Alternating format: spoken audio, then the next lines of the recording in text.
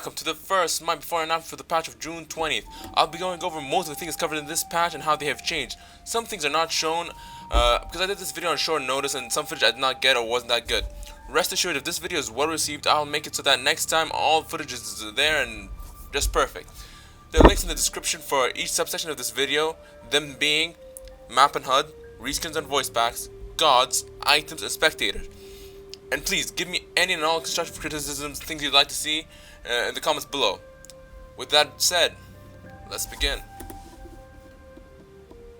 So first and foremost, the changes we've seen to the map and the HUD. I've already made a video about the Joust reskin, it's in their channel, and it's in the description below.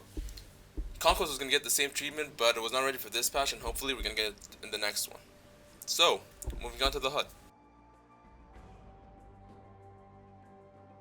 So we have the match time, enemy friendly kills, enemy friendly towers remaining, enemy friendly phoenix remaining, and enemy unfriendly team goal. Next, we see your personal kill death ratio and your personal stats. So this isn't any different than what it used to be. You still have your character portrait, your character level, your abilities, your consumables, and your actives. And we have the new item section. It shows your gold and your item level. And on the top left, you'd see your party, their health, their mana, and their ultimate indicator. Really nothing new, just in a different place. And on the top right, you see the enemy portraits. The only thing different is now you can actually see the enemy respawn time without actually tapping out. So, the god changes. One of the biggest things we've seen in this patch is Sun WuKong turning into Humbats. They're basically the same character with a few alterations to their skills. Sun WuKong's lore didn't fit his kid that much, so they changed him to Humbats, and Sun WuKong will return to the game in a future date. Humbats has a 1.5, 0.5 attack scale, with his last hit doing the most damage of the four. His somersault is 0.2 seconds shorter than WuKong's, making him faster than Odin and Bakasura, making him a better assassin in general. The only thing that changed about his overhead smash is the icon. It basically does the exact same thing with the same mana cost and the same cooldown.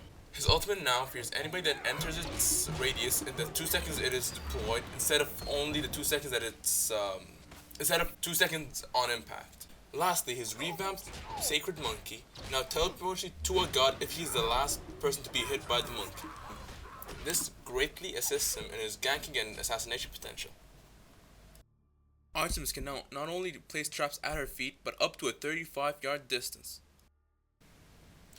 So next up is the change to Neith's ultimate targeter.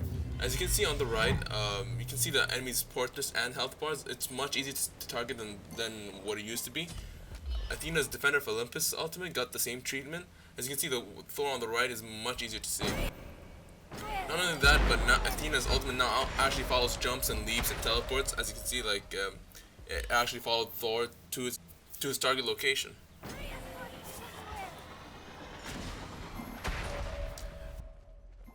Anuba's got a few special effect changes. Also, while in the Plague of Locusts, you are immune to knockback.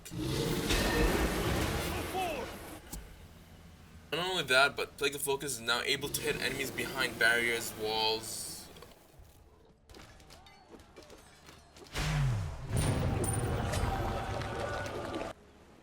Poseidon's Whirlpool also got a nerf in this patch. Its value went from 90 to 88. This might not seem that much, but it does affect it significantly. Loki did not get a big change this patch. He did get a nice texture change. He looks much better than he used to. But he also got a new attack chain, which is 1, 0.5, 0.5, 0.5, 1.5. This might help him build into different items like Executioner, Kitchen's Blade, or whatever. Anything that needs some auto attacks to build up. Hercules also got the attack combinations. His is 1, 1.5 damage and attack speed. While these attack combinations don't actually increase your DPS, they have more chance of being bursty as the last one, the one that hits 1.5. If it crits, it does a massive amount of damage. So another big change we saw in this patch is warding. We now have two different types of wards, a sentry ward and a regular ward. The regular ward is the one we're used to, but it's been nerfed so that it doesn't see other wards. It looks different, it's the one on the left.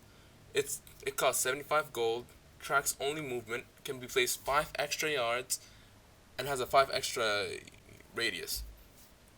The Sentry Ward lasts only 90 seconds, can track enemy wards and enemy movements, but it's also 75 gold. It's good for placing it on objectives or whatever if you want to counter reward.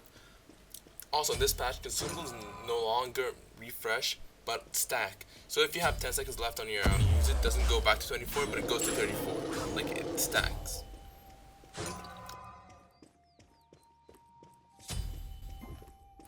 Also, all stat augmenting potions leave a lingering effect on your character, so that you can see your enemy or your partners that have it active.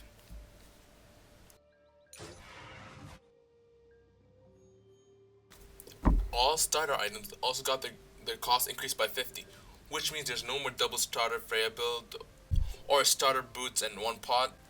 We also get tiered items for all of the boots. This allows for variation. For example, the pen boots, you can get it on Thor, a Millicaster, or like an auto attacker like Apollo can get the crit ones.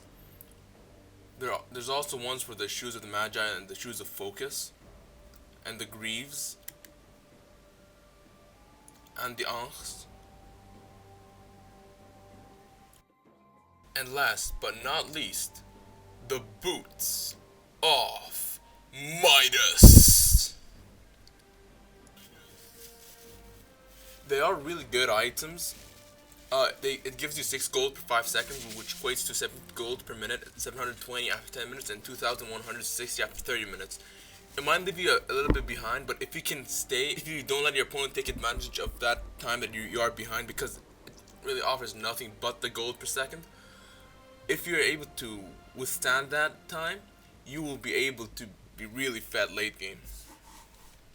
In the Spectator client, we get a new function, which is called the Director function. It basically goes to where the most action is. It's great, for example, if you want to sit down, just have a break, eat dinner while watching your old game, a ranked game or whatever. You just sit back, click the button, and it does the work. On WuKong! Unstoppable mountain! Immovable force! Go away, monkey haters! Thermal Cog rules here! Never interrupt me when I'm eating a banana! And remember, You are guys, fabulous.